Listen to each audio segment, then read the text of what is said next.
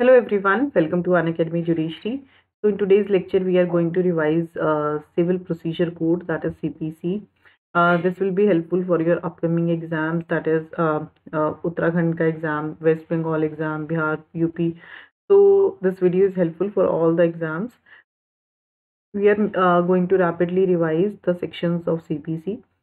So first of all, CPC, when this came into force on the first day of Jan 1909. तो कब force में आया था? 1 Jan 1909 को फोर्स में आया था. Where this extends to the whole of India. Now this extends to the state of Jammu and Kashmir also, but this does not extend to the state of Nagaland and tribal areas. ये state of Nagaland and tribal areas पे apply नहीं करता है. Now there are certain important, the definitions are very important that are given in section 2. तो definitions जिनमें से आपको generally equations आते हैं, that is what is decree. तो decree होता क्या है? Decree means the formal expression of an adjudication. What is decree? This is the formal expression of an adjudication which conclusively determines the rights of the parties with regard to all or any of the matters in controversy in the suit. तो decree का मतलब क्या है? Adjudication करना, that is judicial determination of a matter in dispute.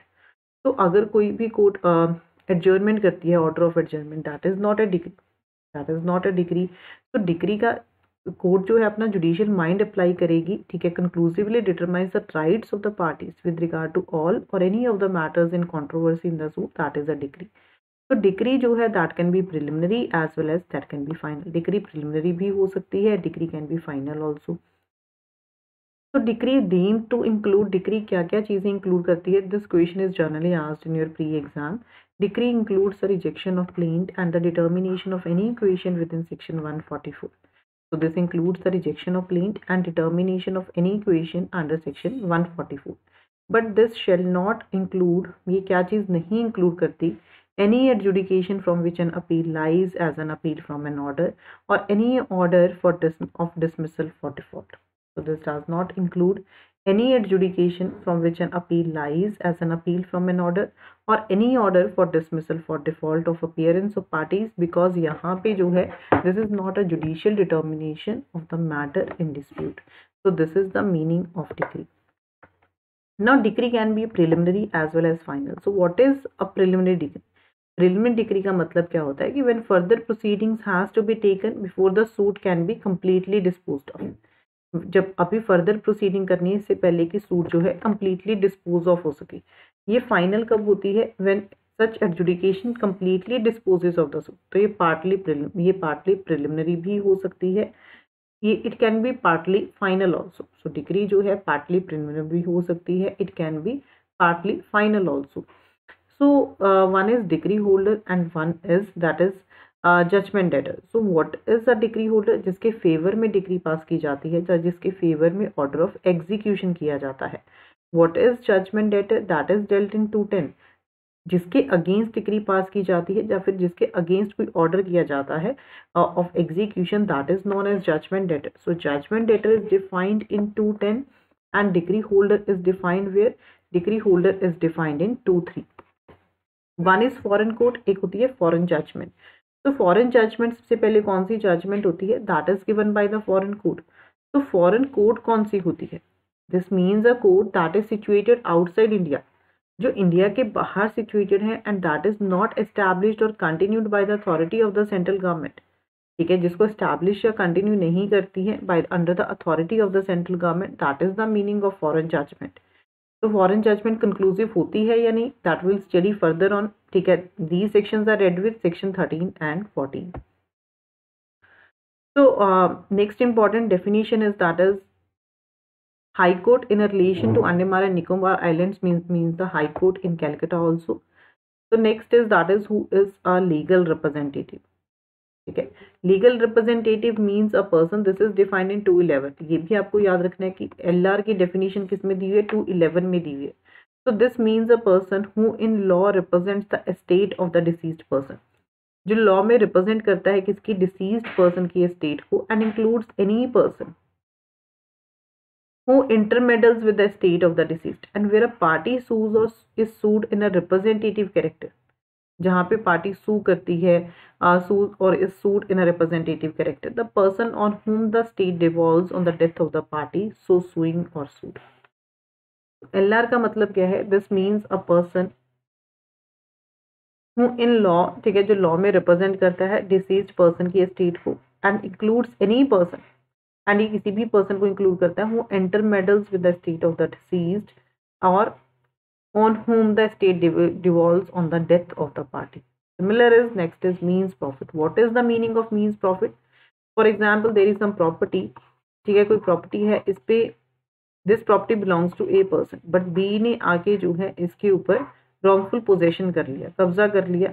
तो अब अगर इससे कोई इंटरेस्ट ड्राइव कर रहा है इस प्रॉपर्टी से, ठीक है, so that is included in the means profit plus the interest on such profit.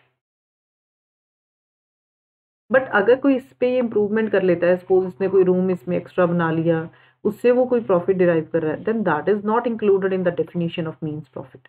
So what is means profit? This means those profits which the person in wrongful possession of such property actually received or might with ordinary diligence has received therefrom, together with interest on such profit, but shall not include profits. But this shall not include profits due to improvements made by the person in wrongful possession.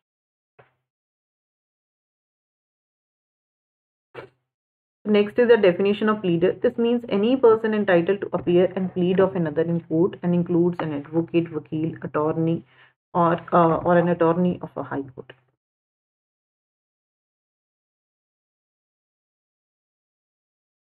So एक होती है court of small causes. What is a court of small causes? This means every court of small causes is subordinate to the district court and high court. वो किसके subordinate होती है? District court and high court के. District court is subordinate to what? That is subordinate to the high court. तो अगर कोई भी provision नहीं है सीपीसी में, any in the absence of any specific provision, nothing in this code shall be deemed to limit or otherwise affect any special or local law. ठीक है, अगर इस कोड में कोई प्रोविजन नहीं है तो ये इफेक्ट नहीं करेगी कोई स्पेशल और लोकल लॉ की प्रोविजन को. Now enforce in any special jurisdiction in any form of procedure by or under any law for the time being in force. Why? Because they are special laws. ठीक है, अगर उनमें कोई provision है तो this law does not affect that.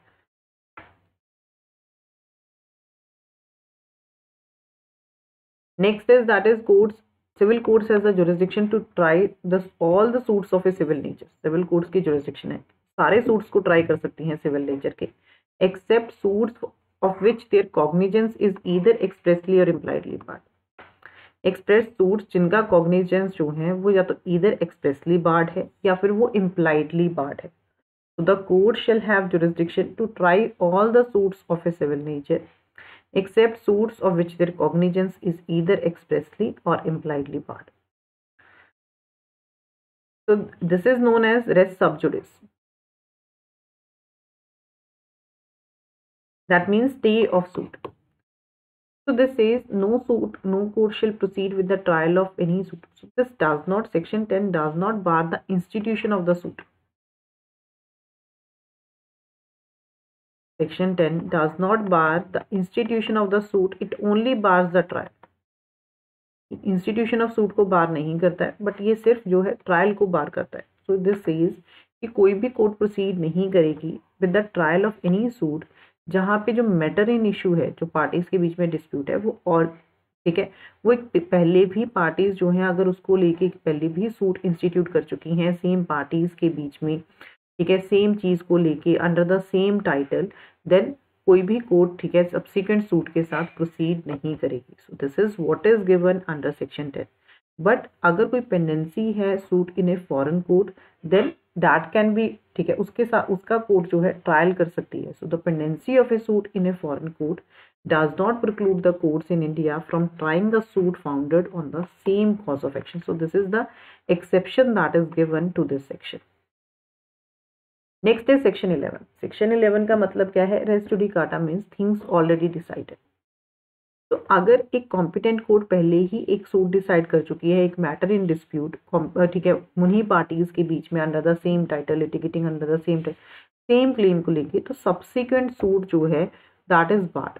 Same issue को लेके subsequent suit को बार करता है सेक्शन 10. तो ये कहता है No court shall try any suit or issue in which the matter directly and substantially in issue has been directly and substantially in issue in the former suit between the same parties or between parties under whom they or any of them claim. So what is the meaning of res judicata? This means things already decided. So a case already decided.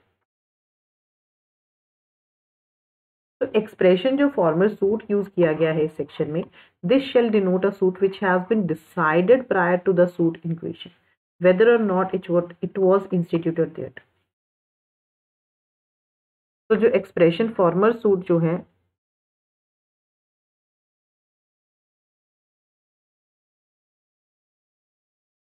इसमें use किया गया है वो denote करता है suit को जिसको पहले कोर्ट डिसाइड कर चुके हैं इन क्वेश्चन, चाहे वो पहले इंस्टीट्यूट हुआ हो या फिर ना हुआ, that does not matter. Next is constructive res judicata. तो दिस सेज कि जब भी कोई एनी मैटर, ठीक है, जिसको कि ग्राउंड ऑफ डिफेंस या अटैक बना लेना चाहिए था, अगर उसको पार्टी ने नहीं बनाया फॉर्मल सूट में, तो that means that shall be deemed to have been a matter already directly and substantially in issue in such suits. तो this means constructive res judicata का मतलब क्या होता है कि अगर पार्टी जब जब प्लेंटिव प्लेंट या रिटर्न स्टेटमेंट लिखता है, अगर उसने जो है उस टाइम पे अगर उसने किसी चीज़ को अपना डिफेंस या ग्राउंड बना लेना चाहिए था बट उसने नहीं बनाया, तो ये बार करता है कि तो आप दोबारा से सूट को नहीं इंस्टीट्यूट कर सकते हो on the left over grounds. तो constructive res judicata is dealt under explanation 4 में इसके साथ डील किया गया है. Next is res judicata applies to the representative suits also.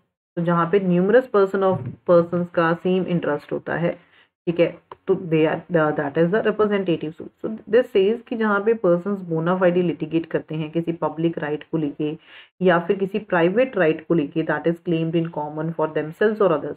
तो जितने भी पर्सन्स इंटरेस्टेड होते हैं ऐसे राइट में shall be deemed to claim under the persons who litigated. ठीक है, so this applies to the representative suits also. Now, this section 11 applies to the execution proceedings also according to explanation 7. Next is section 12 says that where a plaintiff is precluded by rules from instituting a further suit in respect of any particular case, he shall not be entitled to institute suit in respect of such cause of action in any court to which the court applies. जहाँ पे अगर plaintiff को specifically कहीं पे prohibit किया गया है, specifically आपको जो है अगर प्रोहिबिट किया गया है कि आप फर्दर सूट को इंस्टीट्यूट नहीं कर सकते हो, ठीक है, तो वो फर्दर सूट को इंस्टीट्यूट नहीं करेगा. लाइक अगर हम ऑर्डर 9 को आप पढ़ोगे, ऑर्डर 9 में अगर प्लेंटिफ अपीयर नहीं होता है, ठीक है, कोर्ट में सिर्फ डिफेंडेंट अपीयर होता है, देन ही इज प्रिक्लूडेड. ठीक है, उसको प्रिक्लूड किया जाता है, वो जो है दोबारा से सेम चीज़ को लेके सूट को इंस्टीट्यूट नहीं कर सकता है बट उसको सेट असाइड करवा सकता है. सो दिस सेज कि जहाँ पे प्लेंटिफ को प्रोहिबिट करते हैं रूल्स कि वो फर्दर सूट को इंस्टीट्यूट नहीं कर सकता है in respect of same in respect of any particular cause of action, तो बाद में उसको एंटाइटल नहीं किया जाएगा to institute a suit in respect of such cause of action in any court to which this code applies. Next is when foreign judgment not conclusive. एक foreign judgment कब conclusive नहीं होती है? तो foreign judgment is what that is passed by the the judgment that is given by the foreign court. Now, foreign judgment is conclusive if it crosses the 6 bars that is given in section 13. अगर वो 6 bars को cross कर ले जो section 13 में दिए हुए हैं, then that is conclusive. So this section says a foreign judgment shall be conclusive as to any matter thereby directly adjudicated upon between the same parties or between parties under whom they or any of them claim litigating under the same title except अगर उसको court of competent jurisdiction ने नहीं pronounce किया, ठीक है, अगर उसको merits पे नहीं दिया गया, अगर ये अपीयर होता है this is found this appears on the face of the recording proceedings to be founded on an incorrect view ले लिया इंटरनेशनल लॉ का, या फिर or a refusal to recognise the law in India in which such law is applicable, जहाँ पे जो proceedings हैं in which the judgment was obtained are opposed to natural justice, ठीक है, वो पोस्ट है नेचुरल जस्टिस की। Where it has been obtained by fraud, या फिर where it sustains a claim founded on the breach of any law in force in India.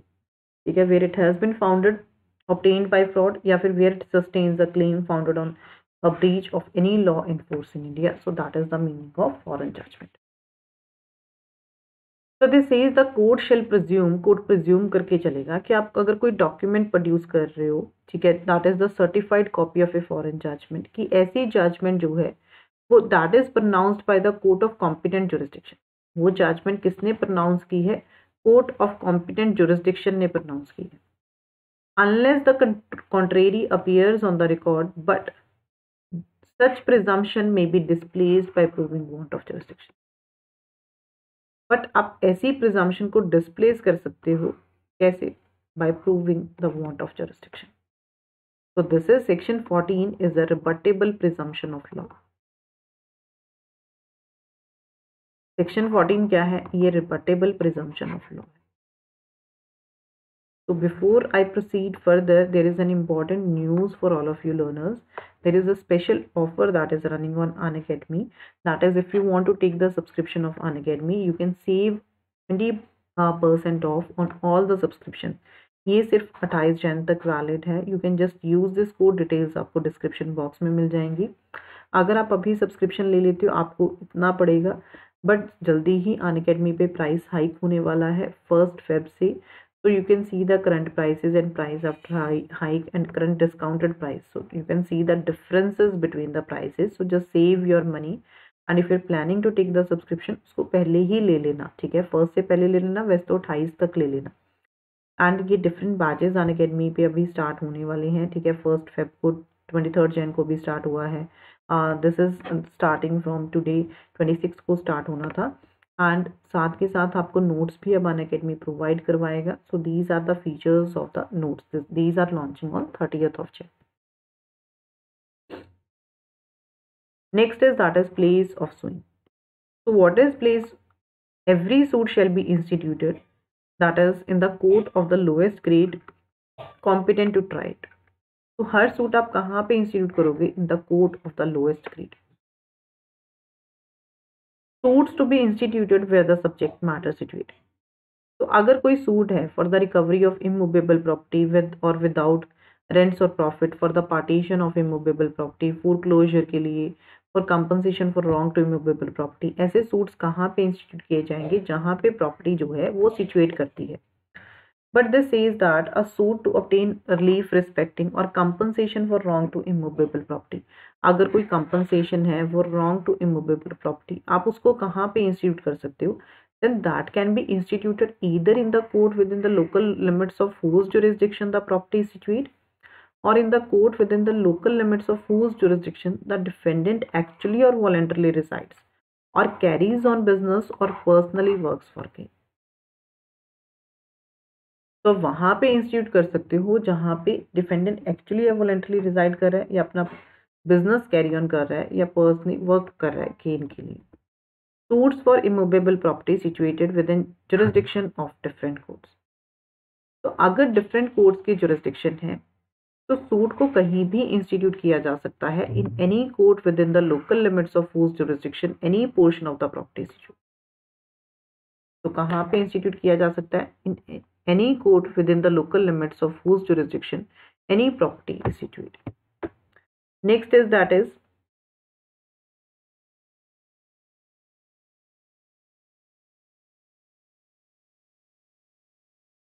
place of institution of suit where local limits of jurisdiction of courts are uncertain.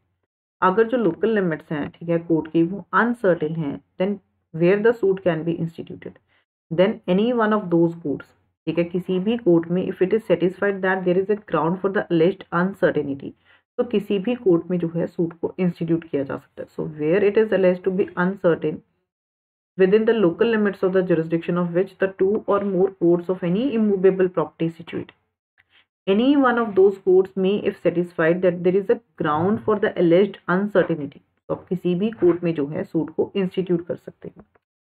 Next is suits for compensation for wrong to person or movables. तो जहाँ पे suit for compensation for wrong done to the person हुआ है या movable property हुआ है, अगर तो रॉन्ग हुआ है local limits of jurisdiction of one court में, एंड डिफेंडेंट रिजाइड कर रहा है या अपना बिजनेस कैरी ऑन कर रहा है, या फिर he is personally working for gain within the local limits of the jurisdiction of another court, then the suit may be instituted. तो आप सूट को इंस्टीट्यूट कर सकते हो at the option of the plaintiff in either of the said courts.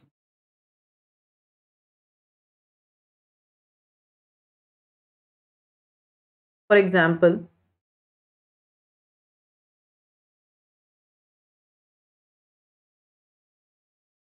A residing in Delhi, ये दिल्ली में resided कर रहा है, वो बी को बीट करता है कलकत्ता में, सो बी सू कर सकता है ए को ईदर इन कलकत्ता और इन दिल्ली।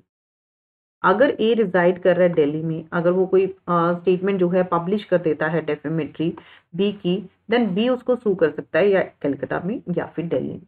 तो याद रखना है कि कौन सा सेक्शन जो है वो डील करता है suit for compensation for wrong to person or movables, that is section 90।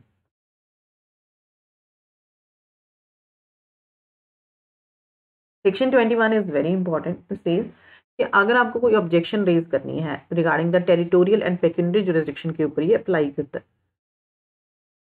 तो दिस सेज अगर आपको कोई ऑब्जेक्शन अप्लाई करनी है, ठीक है, as to the place of suing, तो उसको अलाउ नहीं किया जाता। कोई भी एपलेट या रिविजनल कोर्ट उसको तब तक अलाउ नहीं करेगी जब तक कि आप उसको जो है अर्लीस्ट पॉसिबल अपॉर्चुनिटी पे नहीं ले लेते।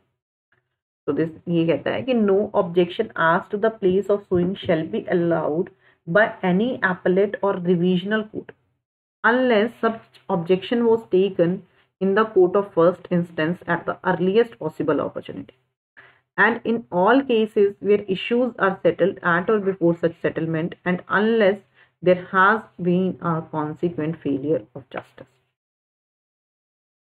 Next it says that कोई भी objection जो है as to the competence of a court with reference to the pecuniary limits of its jurisdiction, कोई भी objection कॉम्पिटेंसी के रिगार्डिंग पेक्यूनियरी लिमिट्स के रिगार्डिंग अलाउ नहीं की जाएगी बाय एनी एपलेट या रिविजनल कोर्ट, अनलेस की जो ऐसी ऑब्जेक्शन है that was taken in the court of first instance at the earliest possible opportunity or at before such settlement, and unless there has been a consequent failure of justice. So section 21 applies to the territorial and pecuniary jurisdiction. Similar is this says कि कोई भी objection as to the competence of executing court जो है वो allow नहीं की जाएगी किसी भी एपलेट या रिविजनल कोर्ट में, अनलेस की जो ऐसी ऑब्जेक्शन है that was taken in the executive court at the earliest possible opportunity and there has been a consequent failure of justice. Section 21A deals with bar on suit to set aside decree on objection as to the place of suit. तो कोई भी suit lie नहीं करेगा challenging the validity of a decree that is passed in the former suit between the same parties or between the parties under whom they or any of them claim litigating under the same title on any ground based on the objection as to the place of suit. ये बार करता है उन suit set aside करने के लिए an objection as to the place of suit.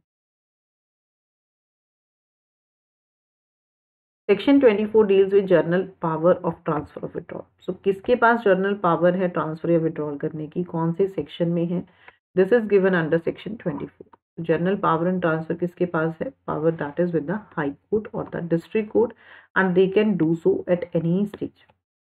तो on the application of any of the parties के application पे या फिर कोर्ट सुओ मोटो भी विदाउट सच नोटिस, अगर तो पार्टीज की एप्लीकेशन पे एंड नोटिस देने के बाद पार्टीज को एंड पार्टीज को सुनने के बाद अगर कोर्ट को लगता है या फिर कोर्ट सुओ मोटो विदाउट सच नोटिस, तो हाई कोर्ट या डिस्ट्रिक्ट कोर्ट किसी भी स्टेज पे ट्रांसफर कर सकती है किसी भी सूट अपील या अदर प्रोसीडिंग को विदड्रॉ कर सकती हैं। ठीक है, this is the journal power of transfer and withdrawal that is dealt under section 24 and ये पावर किसके पास है, that is with the high court and the district court. Next is that is power of Supreme Court to transfer suits or etc. तो party की application पे and notice देने के बाद party on the application of a party and after notice to the party, जो supreme court है वो किसी भी स्टेज पे अगर वो सेटिस्फाई होती है that an order under this section is expedient for the ends of justice, वो डायरेक्ट कर सकती है that any suit appeal or other proceeding be transferred from a high court or other civil court in one state to a high court or other civil court in another state. तो party की application पे and notice देने के बाद parties को and सुनने के बाद सुप्रीम कोर्ट किसी भी स्टेज पे अगर वो सेटिस्फाई हो जाएगी जो ऑर्डर है इस सेक्शन में वो जरूरी है, ठीक है, एंड्स ऑफ जस्टिस के लिए, वो डायरेक्ट कर सकती है कि कोई भी सूट अपील या अदर प्रोसीडिंग उसको ट्रांसफर किया जाए from a high court or other civil court in one state to a high court or other civil court in an another state. And ऐसी एप्लीकेशन को सपोर्ट कैसे किया जाएगा, that is by an affidavit. While dismissing an application, अगर supreme court के opinion में ये लगता है कि जो ऐसी एप्लीकेशन है वो फ्रिवलस थी, वेक्सेशियस थी, तो वो ऑर्डर कर सकती है एप्लीकेंट को कि वो पे करे कंपनसेशन से, ठीक है, that is a sum not exceeding 2000 rupees. तो वो कंपनसेशन के लिए उसको बोल सकती है पे करने के लिए, जो कि मैक्सिमम कितना हो सकता है, 2000 रुपये से ज़्यादा नहीं हो सकता है। Institution of suits, every suit shall be instituted by the presentation of plaint. हर सूट कैसे इंस्टीट्यूट किया जाएगा, ठीक है, प्लेंट की प्रेजेंटेशन से or in such other manner as may be prescribed. And हर प्लेंट में फैक्ट्स कैसे प्रूव होंगे, that is to be prove by the affidavit. तो this is read with order force. तो ये कहता है कि प्लेंट हमेशा कैसे फाइल होगी, that is to be filed in the duplicate. Summons जो है, ठीक है, after the presentation of a plaint, तो उसके बाद कोर्ट जो है समन सेंड करेगी। तो डिफेंडेंट को समन सेंड किए जाएंगे कि वो 30 दिन के अंदर अंदर, जिस दिन से उसको समन सेंड किए जाते हैं, वो जो है कॉपी प्रेजेंट, अब वो रिटर्न स्टेटमेंट जो है कोर्ट में प्रेजेंट करे।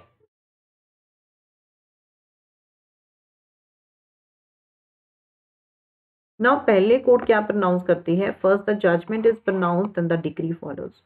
तो after the conclusion of the trial within 30 days from, ठीक है, 30 दिन के अंदर अंदर कोर्ट जो है जजमेंट को प्रोनाउंस करती है। अगर 30 डेज में नहीं होती then that can be extended which shall not be later than 60 days from the date of conclusion of trial. Court उसको एक्सटेंड कर सकती है and once the judgment is pronounced decree उसको फॉलो करेगी and the decree is to be drawn within 15 days from the date of pronouncement of judgment. And decree पे कौन सी date लिखी जाएगी, the date of judgement, the date on which the judgment was pronounced. Next section 34 days with interest. So this says कि जहां पे decree कोई payment of money के लिए है, द कोर्ट में in the decree court order कर सकते हैं इंटरेस्ट को एट सच रेट जो भी कोर्ट को रीजनेबल लगता है to be paid on the principal sum. किस दिन से, जिस दिन से सूट को इंस्टीट्यूट किया है to the date of decree, और in addition to any interest adjust on some principal sum for any period prior to the institution of any suit with further interest जो कि exceed नहीं करेगा 6% per annum से, ठीक है, that will not exceed 6% per annum से जो है वो exceed नहीं करेगा the court from the date of the decree to the date of the payment or to any such earlier date that the court thinks fit। But अगर जो liability है, ठीक है, अगर जो लाइबिलिटी है if that is in relation to the sum adjust, अगर वो किसी कमर्शियल ट्रांजेक्शन से अराइज हुई है, तो जो रेट ऑफ इंटरेस्ट है वो एक्सीड नहीं करेगा 6% पर एनम से। दैट में एक्सीड, वो एक्सीड कर सकता है बट वो एक्सीड नहीं करेगा कॉन्ट्रेक्चुअल रेट ऑफ इंटरेस्ट से। अगर कोई कॉन्ट्रेक्चुअल रेट ऑफ इंटरेस्ट नहीं है तो ऐसे रेट से जो कि मनी जिसपे कि यूजुअली बैंक्स जो हैं वो लेंड करते हैं टू कमर्शियल ट्रांजेक्शन। तो दिस डील्स विद द, ये बताता है कि कितना इंटरेस्ट जो है वो अप्लाई होगा अगर कोई डिक्री है फॉर पेमेंट ऑफ मनी। तो अगर तो कोई लाइबिलिटी है, ठीक है, अगर वो कमर्शियल ट्रांजेक्शन से अराइज हुई है तो उस पर एक्सीड कर सकता है 6%, otherwise we have seen that shall not exceed 6%। This says कि अगर डिक्री साइलेंट है, अगर डिक्री में कुछ नहीं लिखा, वो साइलेंट है with respect to the payment of further interest, then उसके रिगार्डिंग जो है, ठीक है, कोई भी सेपरेट सूट लाई नहीं करेगा, then the court shall be deemed to have refuse the interest. तो ये माना जाएगा कि कोर्ट ने जो है इंटरेस्ट को रिफ्यूज कर दिया है देने से। Section 35 deals with cost, section 35A deals with compensatory cost in respect of false or vexatious claims or defenses, and 35B deals with a cost for causing delay. So 3 section है आपके कौन से 35, 35A, 35B। तो किसी भी suit में या और प्रोसीडिंग में including an execution proceeding include करता है section 35A applies to the execution proceedings also, but this does not apply to the appeal और रिवीजन। तो दिस इज अगर किसी भी सूट या प्रोसीड पार्टी ऑब्जेक्ट करती है कि जो क्लेम या डिफेंस है इस ग्राउंड के ऊपर ये फॉल्स है, वेक्सेशियस है to the knowledge of the party जिसने इसको पुट फॉरवर्ड किया है, then that is dealt under this section. So ये दिस कहता है कि कोई भी कोर्ट ऑर्डर नहीं करेगी for the payment of any amount exceeding 3000 rupees जो है उसको कंपनसेशन पे करने के लिए बोली जा सकती है, या फिर और exceeding the limits of its pecuniary jurisdiction whichever amount is less. Next is that is cost for causing delay. तो दिस सेज कि अगर कोई डिले करता है then that is dealt under section 35B।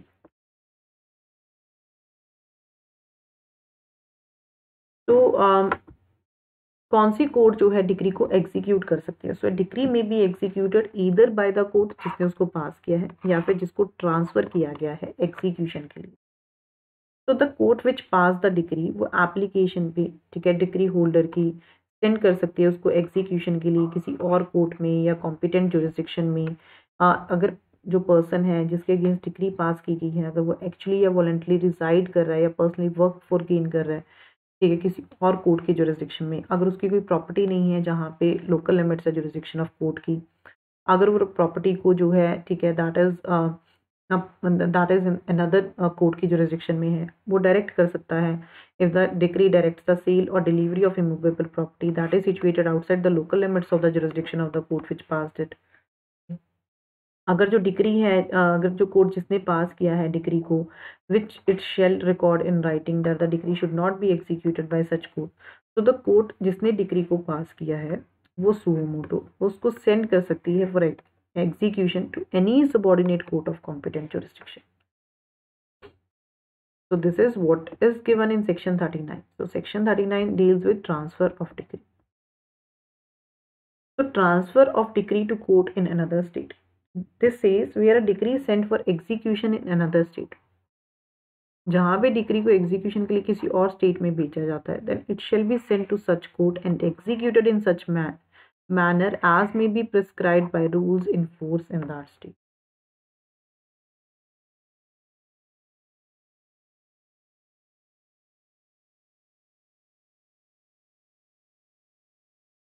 Next is that is precepts. तो application पे decree holder की, decree holder का मतलब क्या होता है जिसके फेवर में डिक्री को पास किया गया है, कोर्ट जिसने डिक्री को पास किया है वो इश्यू कर सकती है एक precept notice to any other court, किसी और कोर्ट को, which would be competent to execute such decree to attach any property belonging to the judgment debtor and specified in the person. तो डिक्री होल्डर की application पे किस court को जिसने decree को पास किया है वो एक परसेप्ट को इशू करती है किसी और कोर्ट को जो कॉम्पिटेंट है उसको एग्जीक्यूट करने के लिए कि वो जजमेंट डेटर की जो प्रॉपर्टी बिलोंग करती है उसको वो अटैच कर दे। So the court to which the precept is sent shall proceed to attach the property in the manner specified in regard to the attachment, but जो ऐसी अटैचमेंट है वो कंटिन्यू नहीं कर सकती है फॉर मोर देन 2 months, 2 महीने से ज़्यादा के लिए वो कंटिन्यू नहीं करेगी।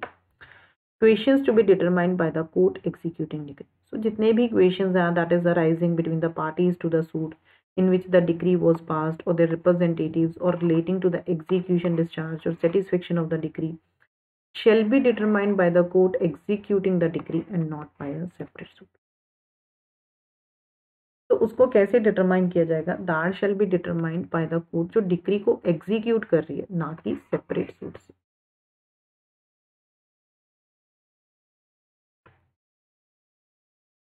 Section 49 deals with transferee. This says every transferee of a decree shall hold the same subject to the equities which the judgment debtor might have enforced against the original decree holder. Legal representative की definition जो है हमने 211 में पढ़ी थी। So section 50 is red with section 211। This says अगर judgement debtor की death हो जाती है इससे पहले कि डिक्री फुली सेटिस्फाई हो जाए तो जो होल्डर है डिक्री का, दैट मीन्स डिक्री होल्डर, ठीक है, वो अप्लाई कर सकता है कोर्ट में कि उसको एग्जीक्यूट किया जाए against the LR of the deceased. तो अगर डिक्री एग्जीक्यूट की जाती है अगेंस्ट एलआर, वो उतना ही लायबल होगा जितने एक्सटेंट तक उसके पास प्रॉपर्टी आती है डिसीज्ड की, and he has not fully disposed of, and for the purpose of asserting such liability, जो कोर्ट है एग्जीक्यूटिंग, वो सुओमोटो या पार्टी की application of the decree holder पे वो कंपेल कर सकती है एलआर को कि प्रोड्यूस करे सारे अकाउंट्स जो भी एज इट थिंक्स इट। तो we have revise the important sections, जितने भी आपके इम्पॉर्टेंट सेक्शंस हैं जहाँ से इक्वेशंस आते हैं from section 1 to 50। For your rapid revision, I have already told you, ठीक है, that this is the batch that is starting from 1st of Feb, Uttarakhand judiciary का बैच है, and rapid revision for West Bengal judiciary 23rd से start हुआ है। इसमें भी अभी कोर्सेज स्टार्ट हो रहे हैं, so I am one of the educators along with the others, so you can just join these batches for your rapid revision, and you can grab this opportunity as a very good offer is going on Unacademy. Thank you so much, learners. I'm just ending the session here only.